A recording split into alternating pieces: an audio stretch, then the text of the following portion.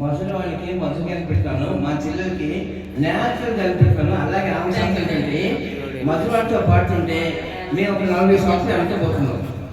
మా రాము సాక్షి అయితే every minute నాకు గతాన్ని సృష్టిస్తున్న రాము.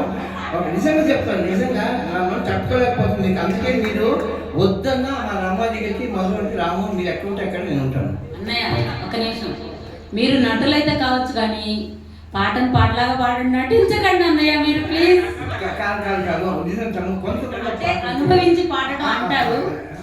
ఈరోజు బాబాయ్ గారి బర్త్డే కదా.